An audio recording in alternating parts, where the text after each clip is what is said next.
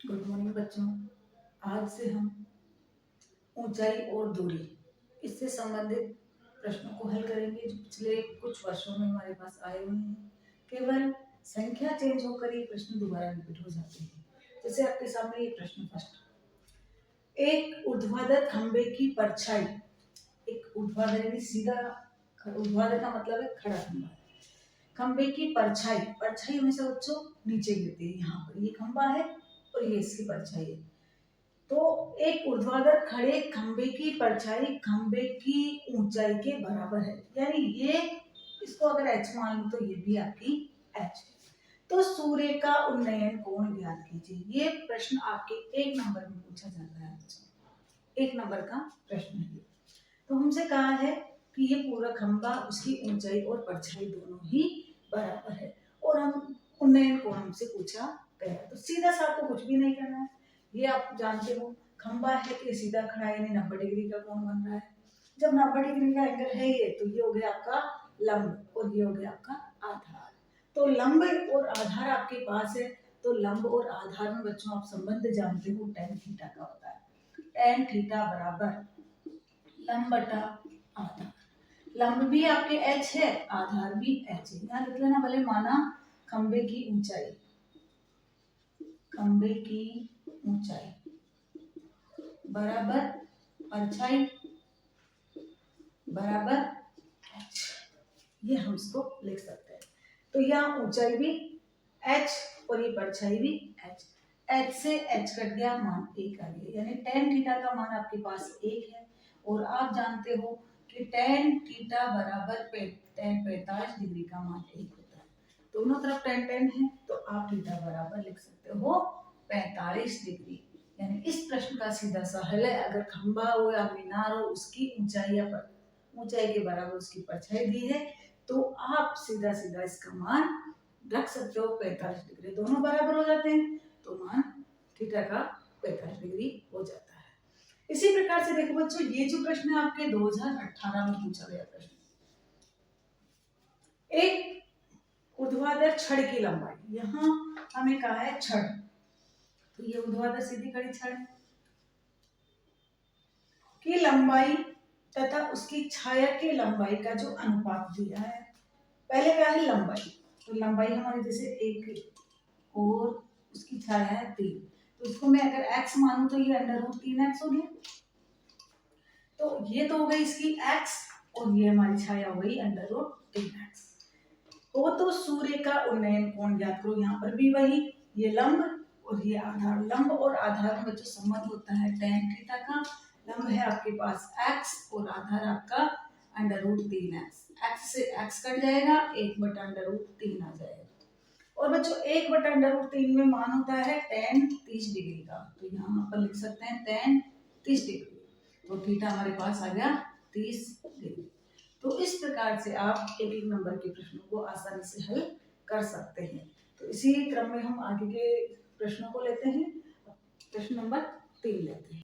अगला प्रश्न बच्चों तीसरा, यदि एक खंबे के आधार से, तो सबसे पहले हम एक खंबा खड़ा कर देते हैं, ये हमारा खंबा है बच्चों, के आधार से 20 मीटर दूर स्थित, इससे खंबे के आधार से 20 मीटर दूर स्थित प्लेटफॉर्म के एक बिंदु से, यानी इस बिंदु से खंबे की चोटी, ये खंबे का आधार है और ये खंबे की चोटी है, खंबे की चोटी पर लगी हुई कैमरे का, तो यहाँ क्या लगा हुआ बच्चों, एक कैमरा लगा दिया, ठीक है, एक कैमरा लगा दिया। तो कैमरे का उन्नयन कोण है, इस बिंदु से इस कैमरे को देखूं मैं, तो उन्नयन कोण क्या है बच्चों 60 डिग्री, यानी नीचे खड़े होकर ऊपर देखते हैं तो कोण जो बनता है दृष्टि रेखा और क्षैतिज रेखा के बीच में, उस कोण को हम उन्नयन कोण कहते हैं बच्चों। तो ये 60 डिग्री हमारा उन्नयन कोण आ गया। तो खंबे की ऊंचाई क्या करो, हमें खंबे की ऊंचाई पूछी, तो मान लेते हैं, माना खंबे की ऊंचाई बराबर h।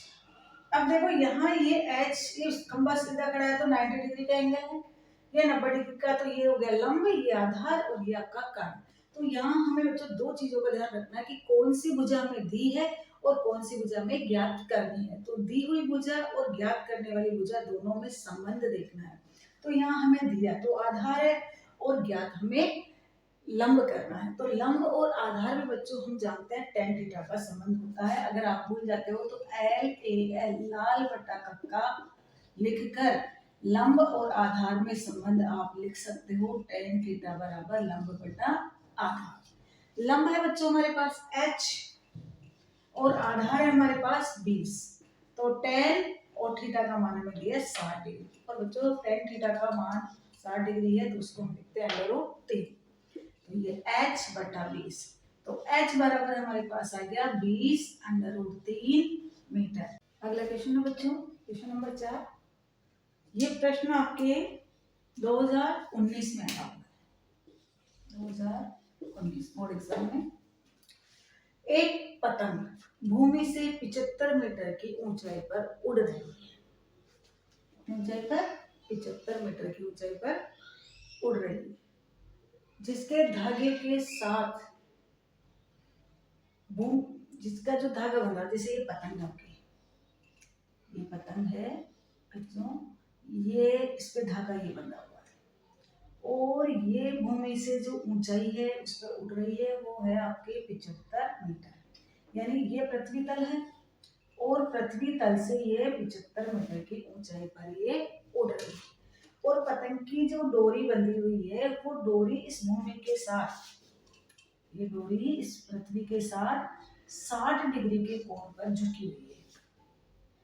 हमसे पूछा गया है कि ये जो डोरी बंधी हुई है इस डोरी की लंबाई क्या है। तो चाहो तो आप ABCD के अक्षरों को मानिए ABC ऐसे लिख सकते हो और नहीं तो डायरेक्ट आप लिख सकते हो कि ये आप जान रहे हो सीधी तिरछी बंधी हुई है, ये डोरी है। तो मान लेते हैं माना डोरी की लंबाई L है।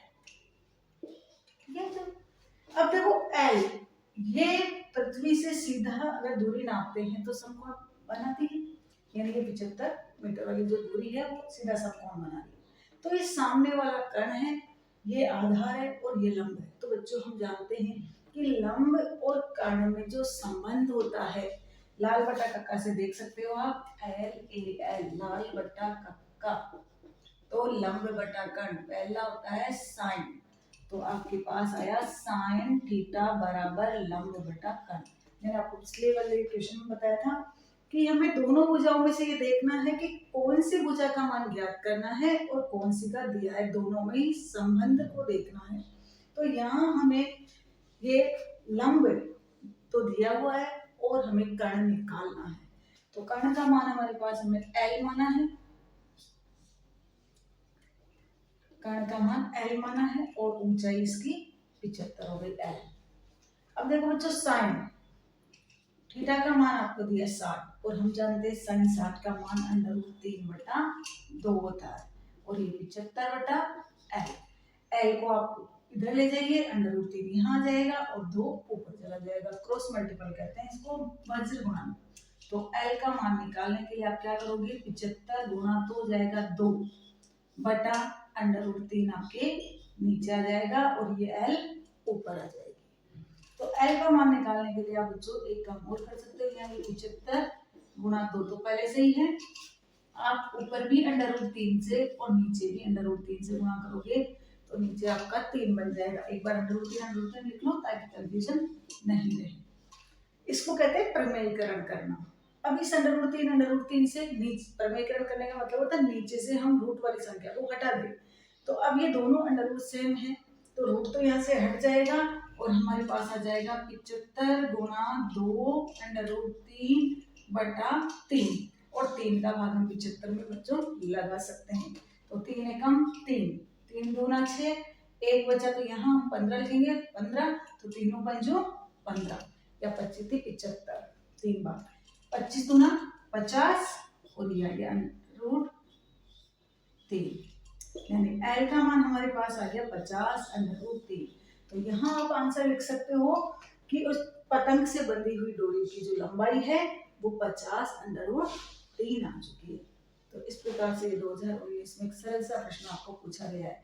तो बस आपको बच्चों ये देखना है सरल तरीके से कि आपको कौन सी भुजा दी है, कौन सी ज्ञात करनी है और सीधा लाल बटे कक्का याद रख के आप उनमें संबंध देख लीजिए और मान रखेंगे तो आपको इसी तरीके से इसे सरल करना आ जाएगा।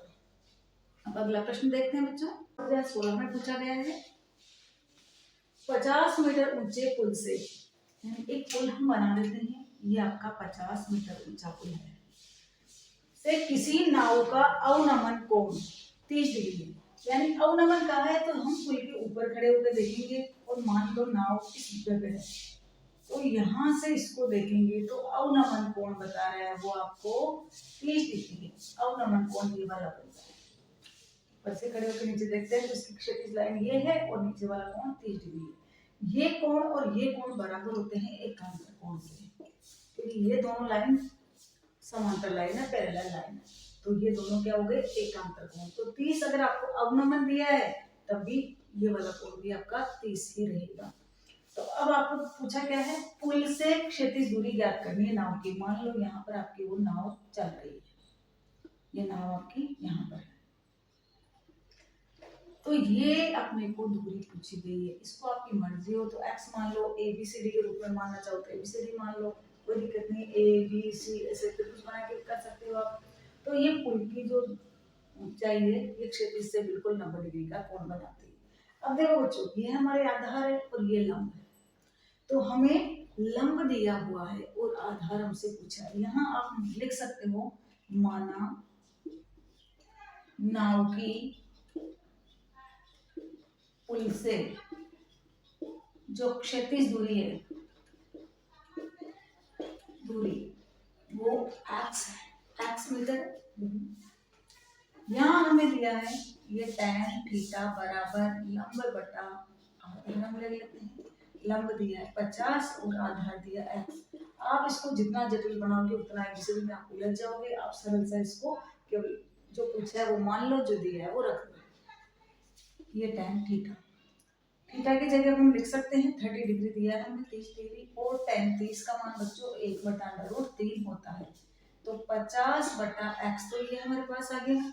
x का मान निकालेंगे इसको इधर वज्र गुणन से और √3 इधर चला जाएगा, तो x बराबर हमारे पास 50√3 मीटर आ चुका है बच्चों। तो इस प्रकार से हम नाव की पुल के पाद से या क्षैतिज दूरी ज्ञात कर सकते हैं। पुल से नाव की क्षैतिज दूरी हम निकाल सकते हैं। ये प्रश्न बच्चों ये भी 2016 में पूछा गया है आपसे। इससे पहले वाला प्रश्न 2017 में पूछा गया था, और मैंने 2016 लिख दिया गलती से, वो 2017 में पूछा गया था, ये 2016 में पूछा गया है। एक समतल जमीन पर 2 मीटर लंबे छात्र की छाया की लंबाई 1 मीटर है। क्या कह रहा है, ये आपकी समतल जमीन है, इस पर 2 मीटर का कोई बच्चा खड़ा हुआ है, ये 2 मीटर, इसकी जो छाया है वो आपके पास 1 मीटर है, यानी छाया नीचे जाती है बच्चों हमेशा 1 मीटर है। उसी समय एक मीनार है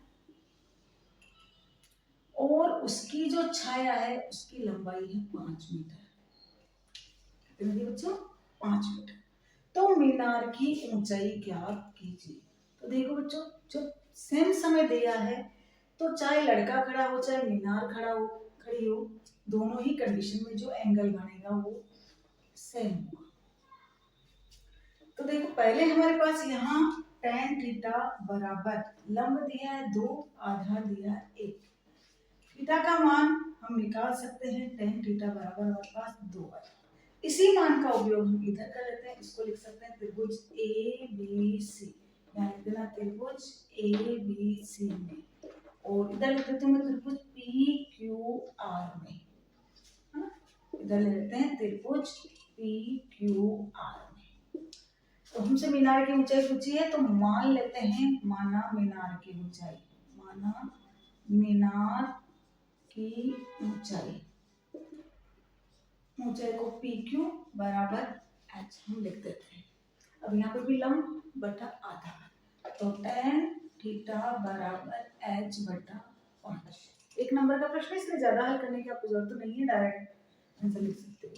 तो tan थीटा का मान वही 2 आया है आपके पास, ये h है ये 5 है, h का मान हम निकालेंगे, 5 दूना 10 मीटर आ गया, यानी हमारे पास जो मीनार है उसकी ऊंचाई 10 मीटर आएगी, जब उसकी छाया कितने दी हमें 5 मीटर दी है। तो इस प्रकार से 1 नंबर के प्रश्न हुए।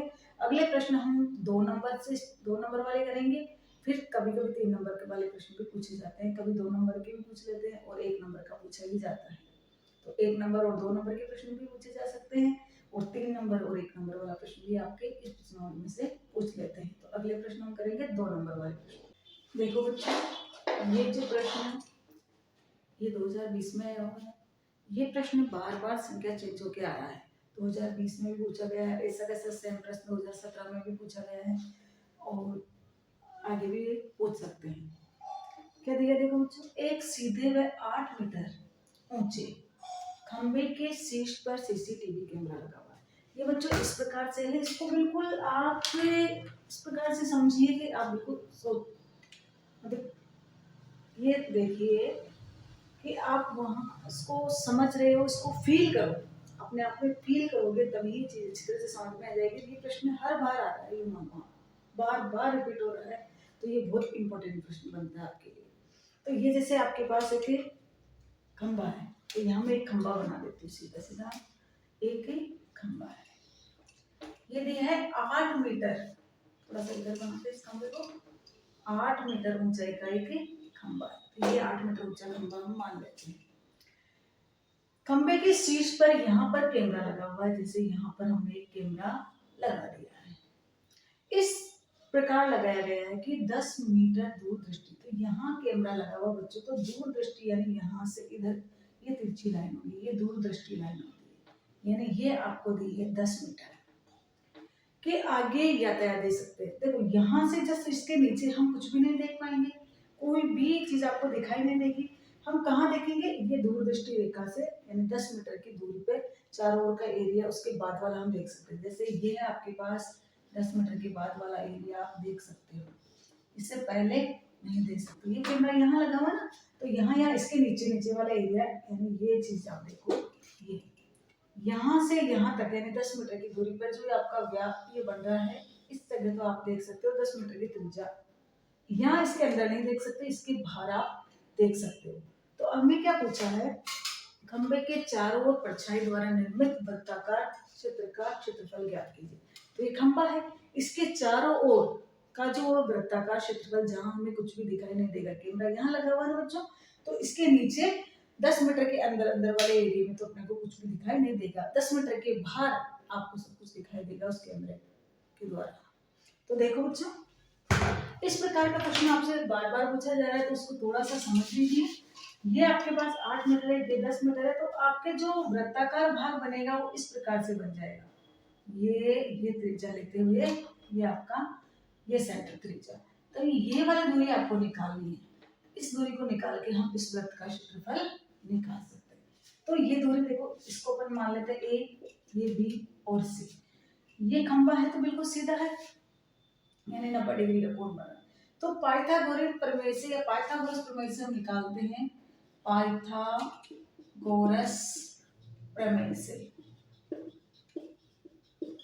कर्ण का स्क्वायर बराबर आधार का स्क्वायर प्लस लंब का स्क्वायर।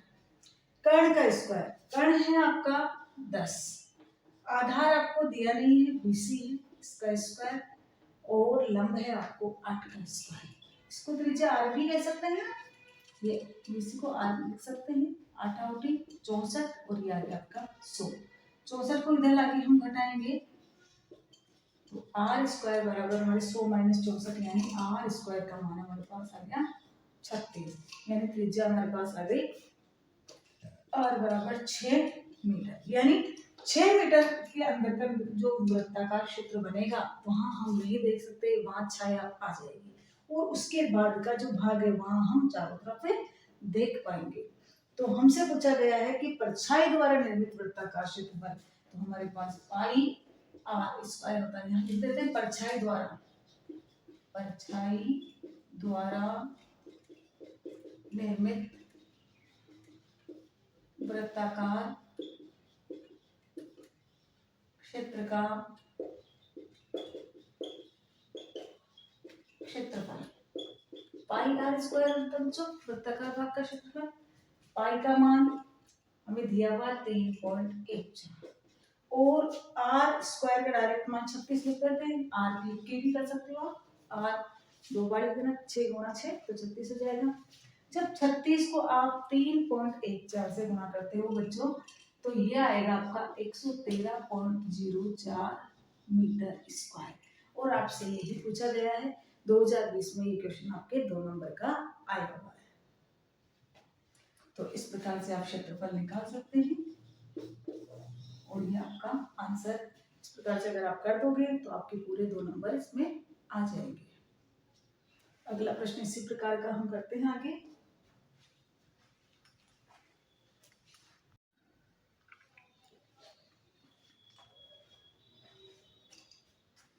देखो बच्चों, 7th प्रश्न के जैसे ही 8 वाला प्रश्न हमारे 8th वाला भी आया है।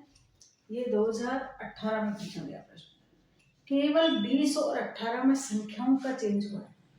20 वाले क्वेश्चन में यहाँ 8 मीटर था बच्चों और यहाँ 10 मीटर था। अब यहाँ 24 मीटर कर दिया, यहाँ 25 मीटर कर दिया। प्रश्न वो का वही है, कोई चेंज नहीं। एक सीधे व 24 मीटर ऊंचे खंबे के शीर्ष पर एक खंबा हम बना देते हैं। ये खंबा है, ये 24 मीटर ऊंचा है। एक सीसीटीवी कैमरा इस पे लगा हुआ है। यहाँ पर हम एक कैमरा लगा देते हैं। इस प्रकार लगाया गया है कि 25 मीटर दूर दृष्टि रेखा के आगे भी हम यातायात को देख सकते हैं। यानी ये जो रेखा है, दृष्टि रेखा, ये हमें दी है 25 मीटर और हमें वही परछाई द्वारा निर्मित छाया क्षेत्र को निकालना है। तो बच्चों, आपको पहले वाले प्रश्न में मैंने बताया था कि जो परछाई निर्मित होगी, ये पोल है, तो इसके यहाँ तक, इसके आगे आगे तो हम देख सकते हैं, लेकिन इसके इधर इधर वाला जो एरिया है आपका वृत्ताकार, वहां हम नहीं देख पाएंगे। और वह भाग आपका कौन सा हो जाएगा? छायांकित भाग हो जाएगा या अदृश्यनीय क्षेत्र हो जाएगा। तो इसके लिए हमें ये वाला भाग निकालना है और इसको भी वापस हम ए बी सी मान लेते हैं। और पाइथागोरस प्रमेय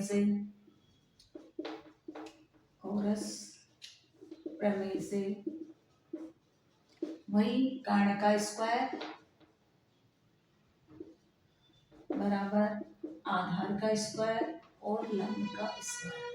कर्ण ये है बच्चों हमारे पास, आधार ये है और लंब ये है। कर्ण का मान हमें यहाँ दिया बच्चों 25 और आधार का मान हमें दिया नहीं है बच्चों, 20 का स्क्वायर देते हैं। और लंब हमें दिया है AB यानी 24 इसका स्क्वायर। देखो 25 का स्क्वायर करते हैं बच्चों तो 25 25 625 होता है। ये BC का स्क्वायर प्लस 24 का स्क्वायर जब करते हैं तो 576 आता है। और BC का स्क्वायर, BC को हम 8 त्रिज्या मान लेते हैं, R रेडियस मान लो, तो ये R स्क्वायर। 625 में से हम 576 घटाएंगे तो ये हमारे पास आ जाएगा बच्चों 49। यानी R स्क्वायर का मान हमारे पास 49 आ चुका है। तो डायरेक्ट हम छायांकित भाग का या अदृश्यनीय या परछाई वाले तो क्षेत्र का भाग देख लेते हैं। परछाई द्वारा निर्मित क्षेत्र का क्षेत्रफल बराबर पाई आर स्क्वायर। पाई का मान 22 यहाँ दिया नहीं है, पहले वाले प्रश्न में 3.14 दिया है। जहाँ दिया है बच्चों वहां वही मान रखना है और जहाँ नहीं दिया गया आप वहाँ 22/7 भी रख सकते हैं। तो ये हमारे पास त्रिज्या, आप यहाँ आर निकालना चाहते हो तो 7 मीटर आ जाएगी, स्क्वायर है तो इसका अंडर रूट निकल जाएगा बच्चों। तो ये यहाँ हम 7 गुणा 7 यानी आर स्क्वायर है। एक बार चाहो तो एक बार इस प्रकार से रख के देख लो, ये 7 का स्क्वायर, स्क्वायर यानी इसके ऊपर जितनी पावर होती है उतनी ही बार ये चीज लिखी जाती है बच्चों। तो 7 से 7 कट गया, 22 को आप 7 से गुणा करोगे तो 154 मीटर स्क्वायर आ जाएगा। तो इस प्रकार से हम इस प्रश्न को हल कर सकते हैं। तो इस प्रकार से ये प्रश्न बार बार आपके रिपीट हो रहा है, तो इसको अच्छी तरह से तैयार कर लेना बच्चों। कभी तो ये 2 नंबर में पूछा जा रहा है, कभी 3 नंबर में पूछा जा रहा है। तो ये हमारे बहुत इंपॉर्टेंट प्रश्न है। इस वीडियो से संबंधित कुछ प्रश्नों को अगर आप हल कर लेंगे बच्चों तो आपको कोई अच्छे परसेंटेज आपको मिल जाएंगे। देखो बच्चों, अगला प्रश्न हमारे पास प्रश्न नंबर 9। उसी प्रकार से है जैसा हमने 8वां और 7वां प्रश्न किया है। ये 2017 में पूछा गया बच्चों प्रश्न।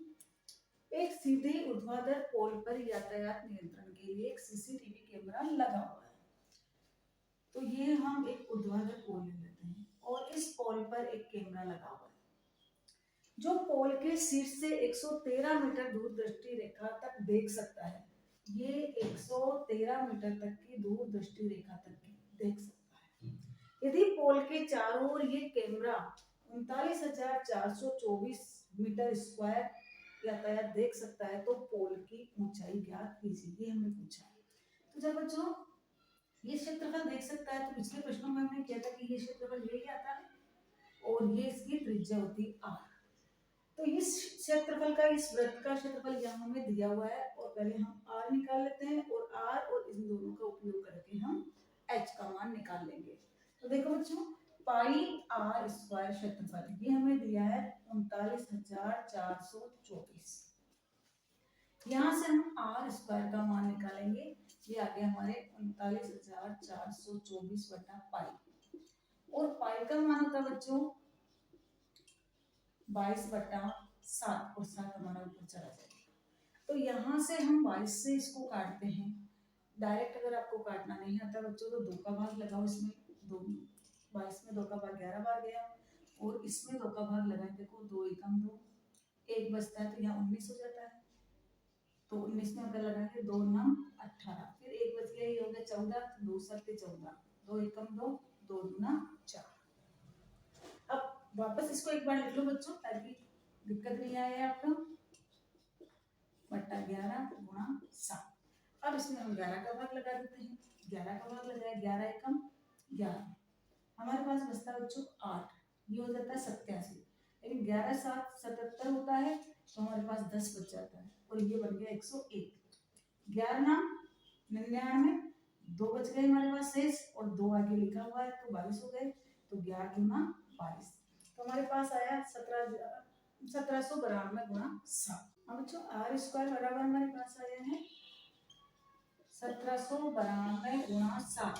7 से जब हम इसको गुणा करते हैं 7 दूना 14, हासिल का 1, 9 7 63, 64 1 जोड़ा 64 के 4, हासिल के 6, 7 7 49 और 6 55 के 5, हासिल के 5, 7 एकम 7, 7 और 5 होते बेटा 12। तो ये r स्क्वायर हमारे पास आई 12,044। अब हम पाइथागोरस प्रमेय का उपयोग करके h का मान निकाल सकते हैं। यहाँ हमें r की नीड नहीं है, r की जरूरत नहीं है, इसलिए हम यहाँ ज्यादा कैलकुलेशन में नहीं उलझेंगे। हमारे पास पूछा गया h, तो हम पाइथागोरस प्रमेय लगा के सीधा h का मान निकाल सकते हैं। तो पाइथागोरस प्रमेय क्या कहती है बच्चों? कर्ण का स्क्वायर, यानी यहाँ पोल है सीधा खड़ा रहता है तो यहाँ 90 डिग्री का कोण बना है। 90 के सामने वाला कर्ण जिस पर 90 है वो आधार और बची है वो आपकी लंब। तो पाइथागोरस प्रमेय कहती है कर्ण का स्क्वायर बराबर आधार स्क्वायर प्लस लंब का स्क्वायर। तो कर्ण का मान हमारे पास 113 है, 113 का स्क्वायर बराबर आधार हमारे पास r स्क्वायर आया है बच्चों। तो r स्क्वायर का मान 12,544 रख देते हैं और ये आपका लंब है जिसको हम h स्क्वायर रख देते हैं। लंब हमारा h स्क्वायर। 113 को जब हम 113 से गुणा करते हैं, 113 गुणा 113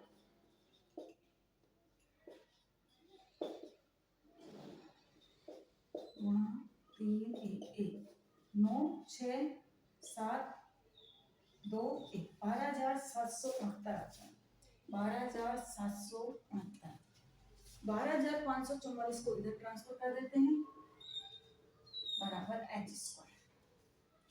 इसमें से 12,769 में से 12,544 को घटा देते हैं।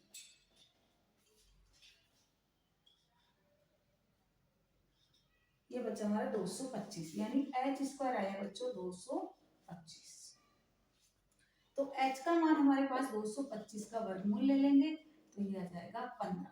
225 का वर्गमूल 15 होता है बच्चों, तो 15 मीटर, यानी हमारे पास पोल की ऊंचाई 15 मीटर होगी, जहां से कैमरा लगाने पे हम 39,424 मीटर स्क्वायर का क्षेत्रफल देख सकते हैं। तो आप यहाँ लिख सकते हो पोल की ऊंचाई 15 मीटर होगी।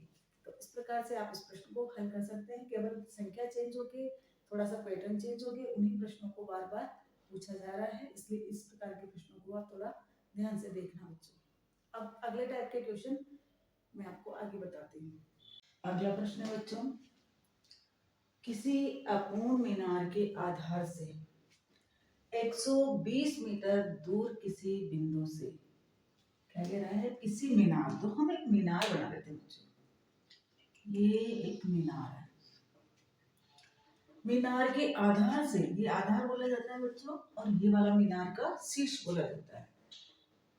तो आधार से 120 मीटर की जो दूरी है, किसी बिंदु से मीनार के शिखर का उन्नयन कोण 30 डिग्री है।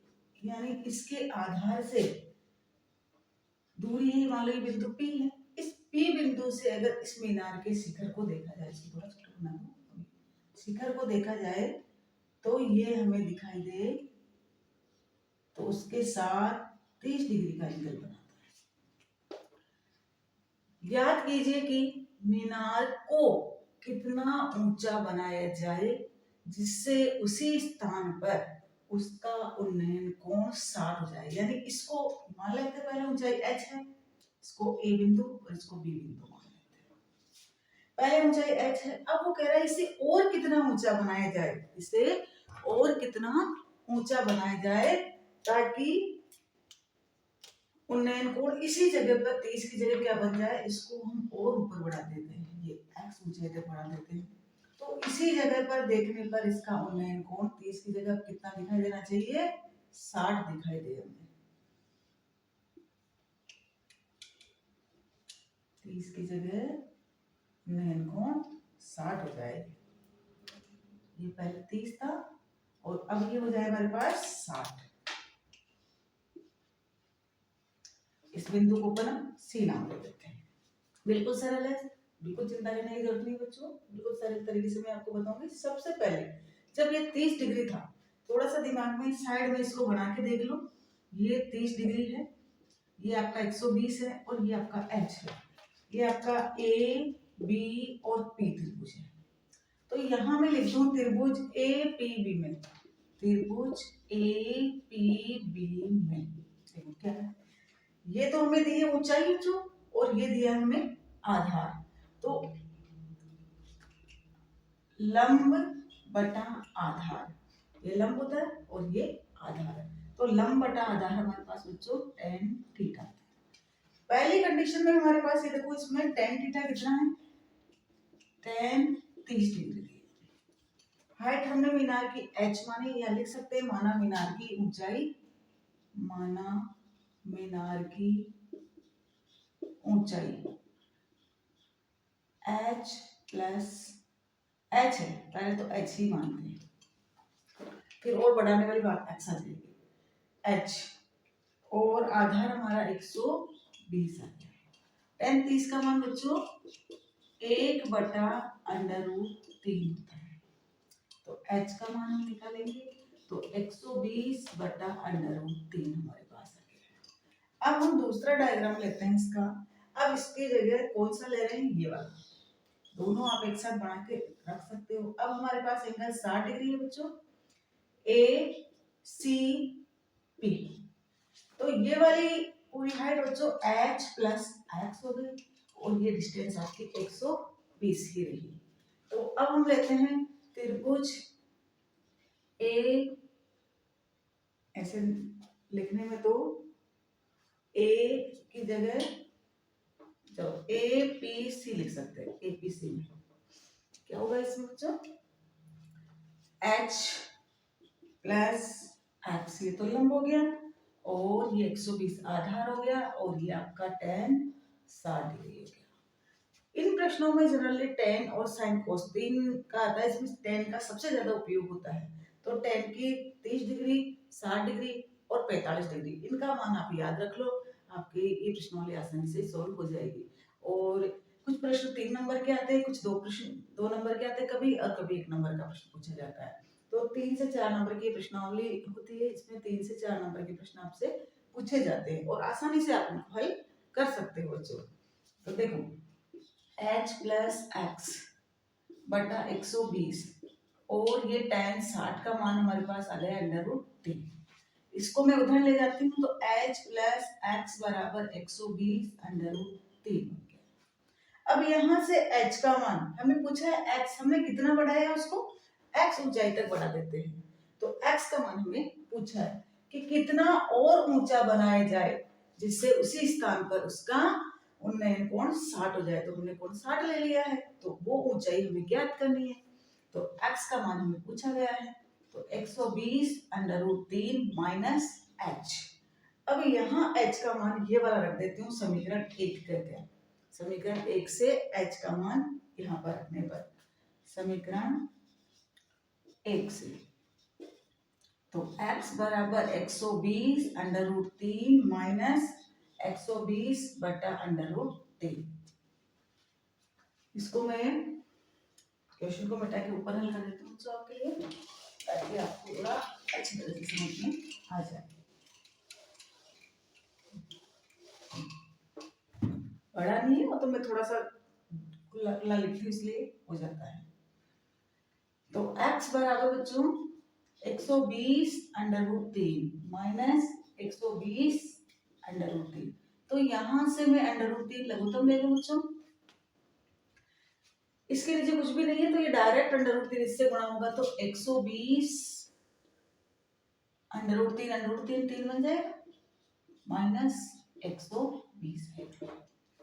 देखो यहाँ सिंपल तरीका है, 120 3 बार आया है या 120 एक बार आया है, तो 120 3 बार में से एक बार को घटाएंगे तो 2 बार बच जाएगा कैलकुलेशन आसान करने के लिए, या आप गुणा करके घटा लो।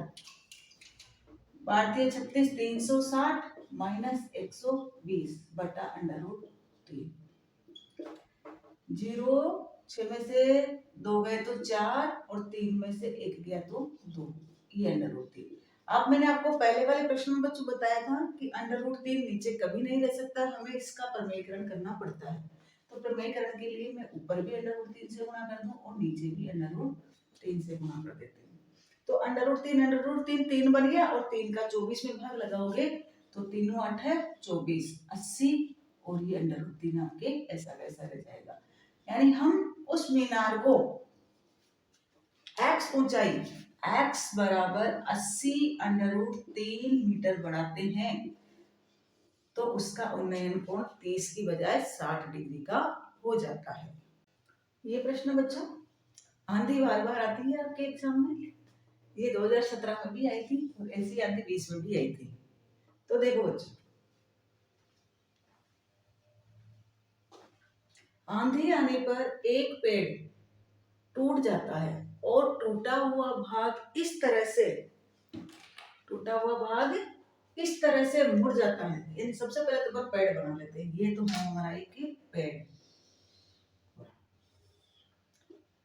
ये थोड़ा सा और ऊपर बना देते हैं, ये पेड़ है, इस प्रकार से पेड़।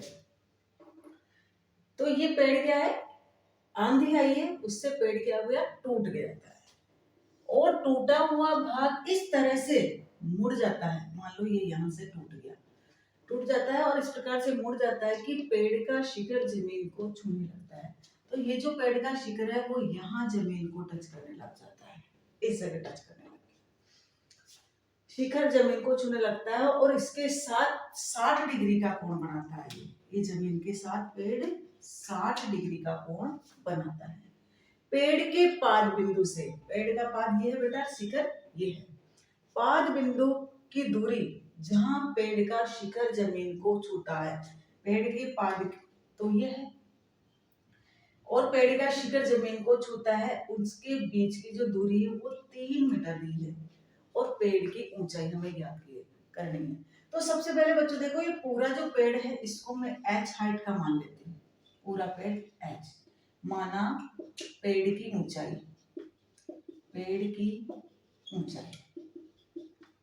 बराबर h, मीटर मीटर लिख देना और दिक्कत नहीं है, h भी लिखोगे तो लास्ट में अपन यूनिट लगा देंगे। अब यहां से मैं इसको दो पार्ट में डिवाइड करती हूँ कि h1 नीचे और h2 ऊपर। अब बच्चों देखो यही तो पार्ट टूट के यहाँ टच हुआ है, तो ये भी आपकी H2 और इसको अपन A, B और C और D नाम दे देते हैं।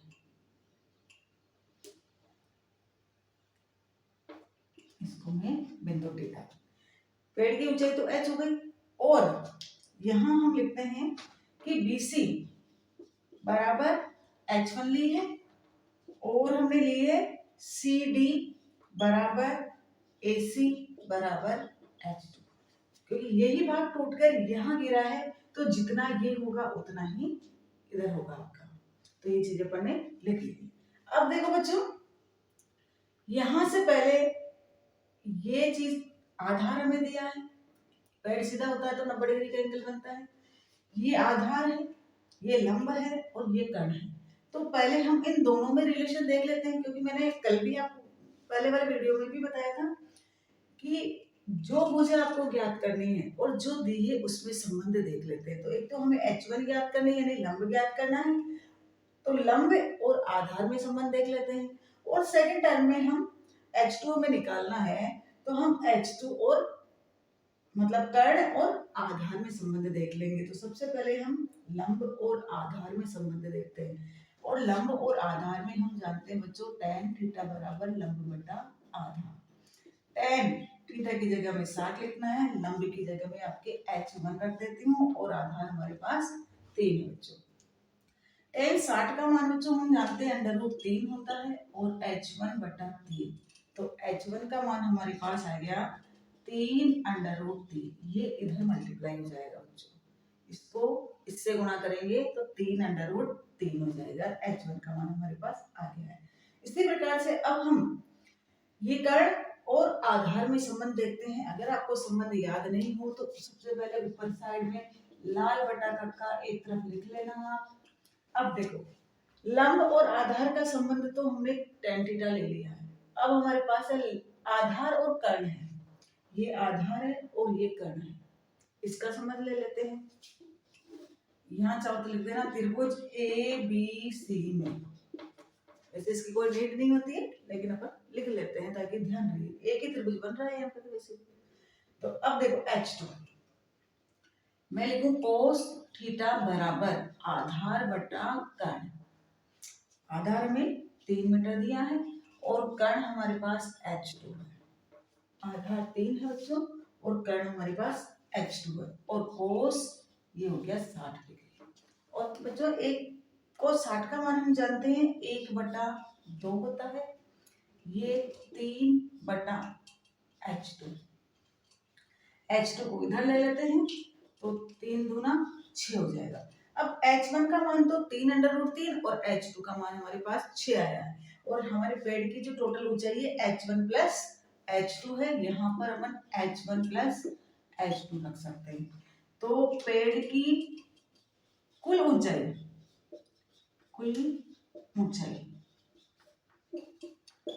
H बराबर H1 प्लस H2, H का मान बच्चों इधर लिख देते हैं, H बराबर H1 प्लस H2, H का मान तो आया 3 √3 1 वाले का, और 2 वाले का आया हमारे पास 6, दोनों में से हम 3 कॉमन ले सकते हैं बच्चों, क्योंकि दोनों नहीं भी लेते तो कोई दिक्कत नहीं, यहाँ तक अगर आप कर दोगे तब भी आपको नंबर मिल जाते हैं, लेकिन थोड़ा सा अच्छा लगने के लिए 3 को कॉमन ले ले, तो यहाँ तो √3 बच गया और यहाँ पर 2 बच गया। अब आगे आपको सोल्व करने की ज्यादा जरूरत नहीं है, रूट वाली संख्या को आप रख के आ सकते हो, और ये आपका मीटर में आ गया। तो इस प्रकार से हम संपूर्ण पेड़ की ऊंचाई निकाल सकते हैं। तो हमने कुछ भी नहीं किया, हमने बस ये लिया कि पूरे पेड़ को हमने 2 भागों में बांट के H1 और H2 ले ली, एक बार हमें आधार और लंब में संबंध देख लिया और एक बार आधार और कर्ण में संबंध देख लिया। तो आधार और लंब से हमारे पास H1 मिल गया और कर्ण और आधार से हमें H2 मिल गया, और संपूर्ण पेड़ हमारा H1 प्लस H2 हो गया। इस प्रकार से हम इसको हल कर सकते हैं, और ये आंधी भी बार बार आती है, 2017 में भी आई थी, और सेम प्रश्न थोड़ा सा चेंज करके ऐसा कैसा प्रश्न दोबारा हमें 2020 में भी दिया गया है। तो इस प्रश्न को ध्यान से समझो बच्चों। अब इसका अगला वाला प्रश्न भी हम करते हैं। ये प्रश्न बच्चों 2020 में हमसे पूछा गया है,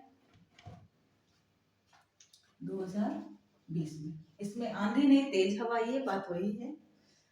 तेज हवा से एक 12 मीटर ऊंचा पेड़ टूट जाता है। तो ये हम बना देते हैं बच्चों एक पेड़, इसकी ऊंचाई हमें दी है 12 मीटर। ये कोई पेड़ है। अब ये टूट जाता है, टोटल ऊंचाई हमें 12 मीटर इसकी दी हुई है, और टूटा हुआ भाग है वो जमीन को छूने लगता है। मान लो ये यहाँ से टूटा है और ये जमीन को टच करने लग गया है, और ये जमीन के साथ 30 डिग्री का कोण बनाता है। तो तेज हवा से पेड़ जमीन से कितनी ऊंचाई पे टूटा है, यहाँ केवल हमें ये ऊंचाई पूछी गई है बच्चों। तो इसको मैं h1 कह दूं और इधर वाली ऊंचाई को h2 कह दूं। ये टूट के यही टच होगा तो ये h2 है और ये हमारी h1 है। तो यहाँ हम मान लेते हैं, माना ये A, B, C और D बिंदु। तो माना जो बिंदु है आपका BC, उसको तो मैं H1 मान लेती हूँ बच्चों, और जो बिंदु CD है उसको मैं H2 मान लेती हूँ। यानी पेड़ की टोटल ऊंचाई हमारे पास क्या हो गई, 12 बराबर H1 प्लस H2।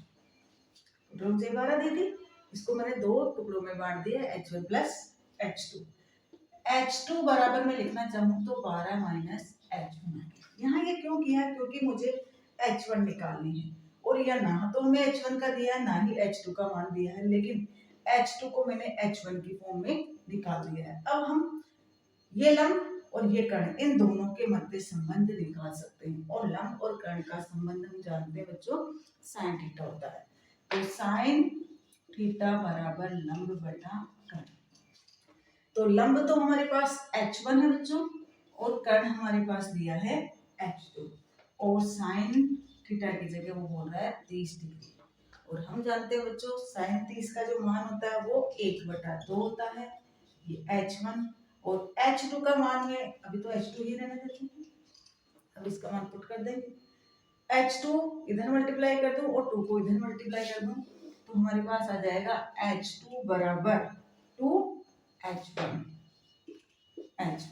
और इसको चाहो तो आप यहाँ से इसको इक्वेशन नंबर 1 नाम दे सकते हो। तो समीकरण 1 से यहाँ पर हम H2 का मान रख देते हैं। समीकरण 1 से H2 का मान रखूं मैं 12 माइनस H1, और ये 2H2। H1 को उधर ले जाए तो 12 बराबर H1 प्लस 2H1, 2 और 1 3H1 हो गया बच्चों ये, और ये हो गया 12। तो H1 का मान जब हम निकालेंगे तो H1 बराबर 12/3, 3 चौक 12, यानी हमसे जो ऊंचाई पूछी थी वो यही पूछी है कि पेड़ कितनी ऊंचाई से टूटा हुआ है। तो ये H1 और ये H2 दोनों में संबंध रख के साइन थीटा वाला हमने इसका मान निकाल लिया H1 का। यानी पेड़ कितनी ऊंचाई से टूटा बच्चों, 4 मीटर की, जमीन से 4 मीटर की ऊंचाई पे। तो यहाँ हम लिख सकते हैं पेड़ जमीन से 4 मीटर की ऊंचाई से टूटा है। बस इसी प्रकार से आप इस प्रश्न को हल कर सकते हैं। अब एक दो इम्पोर्टेंट क्वेश्चन मैं आपको और करवाऊंगी, और इसके बाद हम अगले प्रश्नावली पे चलेंगे। हाँ बेटा, अब कुछ इम्पोर्टेंट प्रश्न और करवा रही हूँ मैं आपको। देखो ये प्रश्न बिल्कुल सिंपल सा है।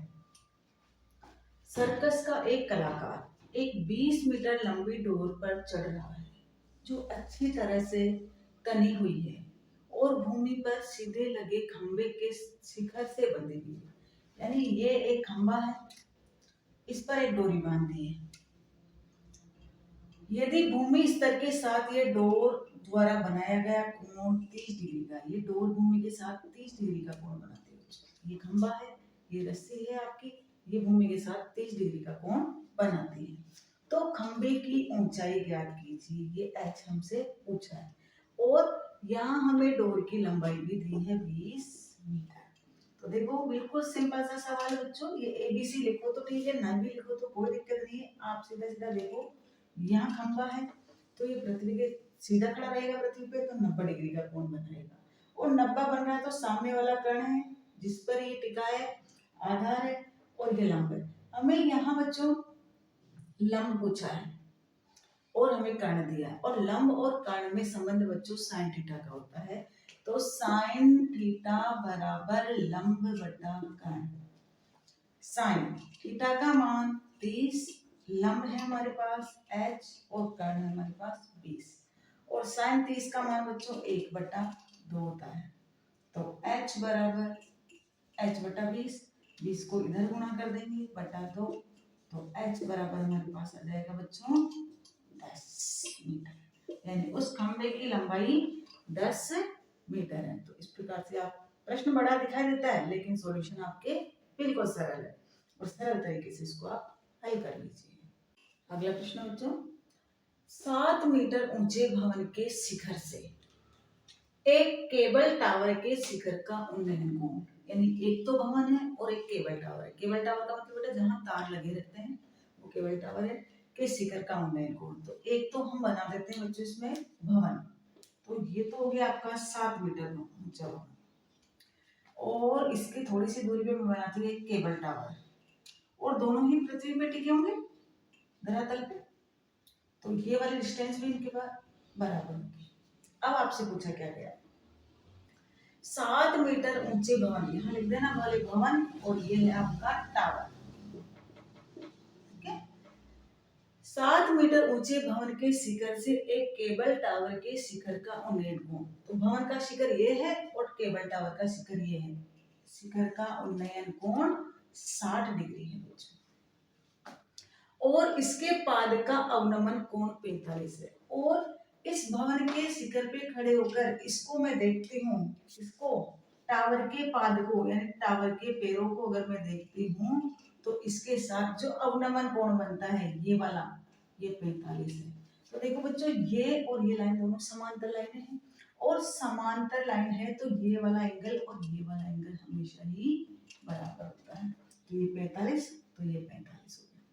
अब आगे पूछा है टावर की ऊंचाई ज्ञात कीजिए। तो ये टोटल ऊंचाई हमें ज्ञात करनी है, और इसको मैं मान लेती हूँ टोटल ऊंचाई हमारी h है, h हाइट है टोटल, ये पूरी हाइट हो गई h है। लेकिन बच्चों देखो ये 7 है तो यहाँ तक तो 7 है, यहाँ तक, यहाँ से यहाँ तक की तो 7 ही है, यहाँ से यहाँ तक की तो 7 मीटर, इस जगह की तो 7 ही है क्योंकि ये दोनों समांतर है। अब देखो इसको हम ABCD के रूप में लिख लेते हैं, A B C D और E पॉइंट। अब पहले हम ABD त्रिभुज लेके ये वाला डिस्टेंस निकालते हैं। इस डिस्टेंस को मैं AB भी कह सकती हूँ और इसको X भी कह सकती हूँ, ये ज्यादा माना मानी में हो जाएगा, रहने दो आप, इसको AB ही अपन लिख देंगे। तो सबसे पहले अपन लेते हैं त्रिभुज ABD, ABD। इस त्रिभुज में देखो ये हमें लंब दिया है, हमें निकालना बच्चों आधा AB निकालना है, क्योंकि ये AB आ जाएगी तो ये CD भी इसके बराबर ही होती है। तो AB में निकाल लो तो tan थीटा बराबर लंब बटा आधार, और लंब हुआ बच्चों 7 और आधार हुआ आपका AB। ABD त्रिभुज में बच्चों ABD है त्रिभुज, इसमें लंब तो है आपका 7 और आधार है आपका AB, तो 7 बटा AB हमने लिख दिया। और थीटा का मान हमारे पास बच्चों tan थीटा का मान 45 डिग्री, और 45 का मान हम जानते हैं 1 होता है, तो 7 AB, तो AB का मान हमारे पास आ गया 1, और इसको हम समीकरण नंबर 1 भी ले सकते हैं। अब दूसरा त्रिभुज हम यही लेते हैं, त्रिभुज CDE, एक तो ये ले लिया था, अब दूसरा CDE ले लेते हैं, क्योंकि ये हाइट हमें पता चल जाएगी, ये हाइट हमें पता चल जाएगी टोटल। तो देखो इस हाइट के लिए हम क्या करते हैं, त्रिभुज ले लें CDE में, CDE में, इसमें लंब हमारे पास ये है CE, और इस CE को हम क्या लिख सकते हैं बच्चों, टोटल है H में से 7 घट जाएगा तो ये हमारे पास 7 H - 7, h माइनस 7 बच जाएगी। ये वाली हाइट हमारे पास h माइनस 7 हो जाएगी। यहाँ से यहाँ तक, यहाँ से यहाँ तक की पूरी h थी, h में से हमने नीचे वाली निकाल दी है, तो हमारे पास h माइनस 7 बच गई। तो देखो, और ये हमारे पास आ चुकी है, ए बी है जितनी ही ये है, एक नहीं जो 7, ए बी बराबर 7 आएगी। एक नहीं है, ए बी को इधर गुणा करेंगे तो ये 7 रह जाएगी, तो ये 7 आई है हमारे पास। तो देखो, इसमें भी tan थीटा बराबर लंब बटा आधार लिखेंगे। इसका लंब h माइनस 7 और आधार आपका CD का मतलब 7 आ गया, और tan ये है आपका 60 डिग्री। यहाँ एंगल 45 था इसलिए हमने इस पर 45 ले लिया बच्चों, और यहाँ एंगल हमारा 60 है इसलिए हमने 60 ले लिया।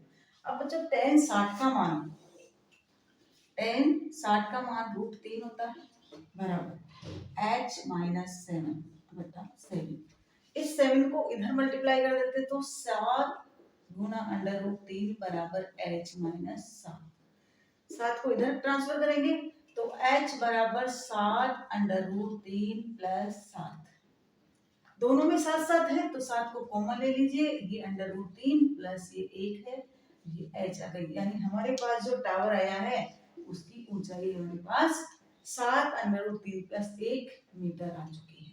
तो इस प्रकार से इतने जटिल चित्र दिखाई दे रहा है, बाकी जटिल है नहीं। आप चाहो तो यहाँ अलग से डायग्राम बना के भी इसको कर सकते हो। जैसे पहला हमने त्रिभुज ये लिया है, त्रिभुज ए बी डी लिया है, तो इस त्रिभुज ए बी डी में आपके पास ये ए बी 7 है, sorry A B D, A B D ठीक है। तो ये आपकी ए है, ये आपका बी है, और ये बिंदु आपका डी है। इसमें देखो tan थीटा लंब बटा आधार, तो लंब 7 है और आधार आपका ए बी है, और थीटा की जगह आप क्या लिख सकते हो 45 डिग्री। यहाँ इस प्रकार से डायग्राम बना सकते हो। यहाँ पर भी आप डायग्राम दूसरा छोटा सा डायग्राम बना लो ताकि आप कंफ्यूज नहीं हो। हमने लिया है सी, तो सी बिंदु हमारे पास है यहाँ पर, इसकी साइज इस तरह कल्पना कर लो, ये इस प्रकार से, ये है बिंदु सी, ये है हमारा ई, और ये बिंदु डी। यहाँ बन रहा है 60 डिग्री, और ये है आपका h माइनस 7, और ये है आपकी 7 मीटर। तो यहाँ चित्र बनाने से आपको और जल्दी से समझ में आएगा, और आप यहाँ मान l लंबाई तो हो गई आपकी, लेंथ ऊंचाई जिसे कहते हैं या लंब जिसे कहते हैं वो h माइनस 7, और आधार हमारा 7। इसको हल करके हम टावर की ऊंचाई निकाल सकते हैं। अब एक और प्रश्न आपका इम्पोर्टेंट है जो बार बार पूछा जा रहा है, वो भी अपन देख लेते हैं बच्चों। ये प्रश्न बच्चों इस प्रश्नावली का अंतिम प्रश्न है हमारे। इन्हीं प्रश्नों में से एक प्रश्न आपके इस साल 2024 की बोर्ड में आने वाला है, इसकी तो 101% गारंटी है। इसलिए इस वीडियो को आप अच्छी तरह से देख लें, ध्यान से देख लें, और चैनल को लाइक और सब्सक्राइब भी कर दें ताकि आने वाले आगे के वीडियो के नोटिफिकेशन आपको मिल जाए। तो ये प्रश्न एक बहुत इंटरेस्टिंग प्रश्न है, देखने से आपको थोड़ा जटिल लग रहा होगा, बाकी ऐसा कुछ भी नहीं है। इस प्रश्नावली के सारे ही प्रश्न बहुत ही सरल हैं और आपको सरल तरीके से मैं नोट करके बताए हैं, इनको आप देखें एक बार। तो देखो इस प्रश्न में हमें क्या कहा बच्चों, मीनार के आधार से और एक सरल रेखा में, यानी एक मीनार हम ले लेते हैं, मीनार ये हमने एक मीनार बना ली, इस मीनार के आधार से और एक सरल रेखा में 4 मीटर और 9 मीटर की दूरी पर स्थित दो बिंदुओं से, दो बिंदु स्थित है। इस मीनार से एक बिंदु तो मैं यहाँ ले लेती हूँ P जो कि 4 मीटर की दूरी पर है, और दूसरा बिंदु यहाँ मैं ले लेती हूँ Q जो कि इस मीनार से 9 मीटर की दूरी पर है।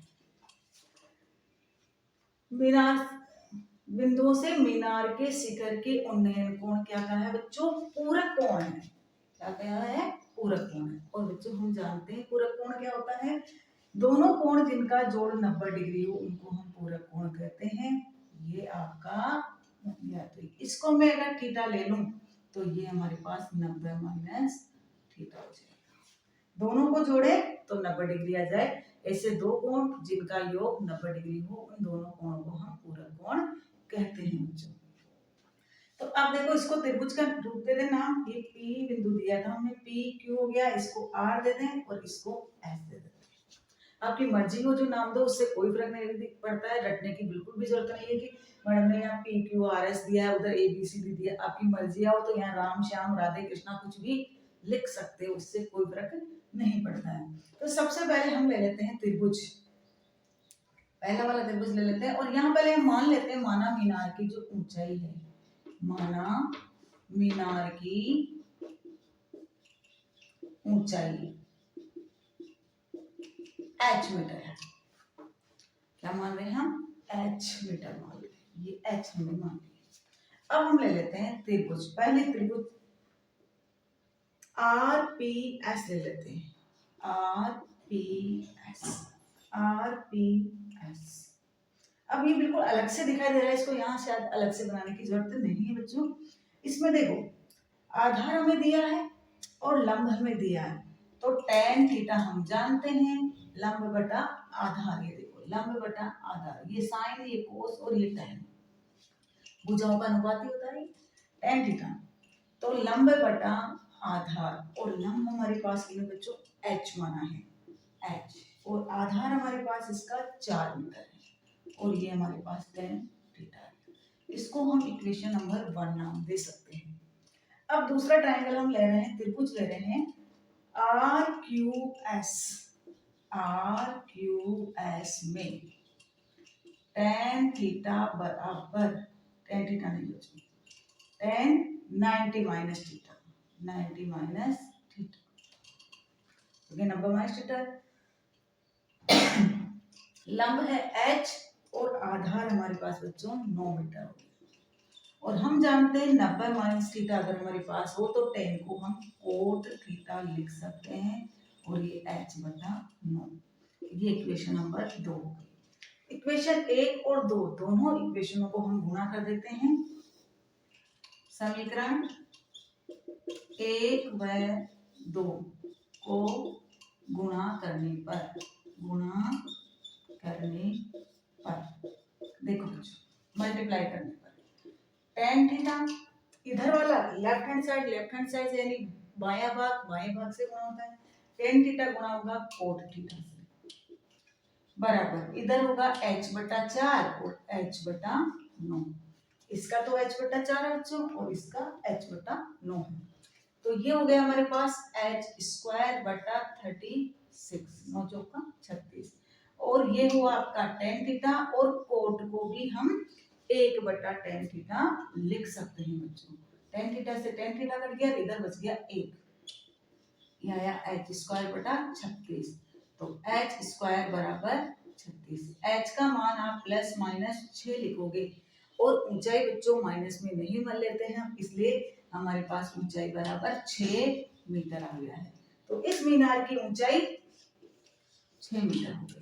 तो इस प्रकार से आप इस प्रश्नावली के प्रश्नों को हल कर सकते हो। ये 15 प्रश्न बने किए हैं, इनमें से ये आपके 2024 के एग्जाम में आने वाले प्रश्न बच्चों, ये सारे के सारे प्रश्न आपके बहुत इंपॉर्टेंट है, और इन प्रश्नों को आप अच्छी तरह से हल कर लीजिए। और इसके बाद हम अगला चैप्टर सांख्यिकी, जिसमें आपके माध्य, माध्यिका और बहुलक से संबंधित प्रश्न आएंगे, उसको हल करेंगे।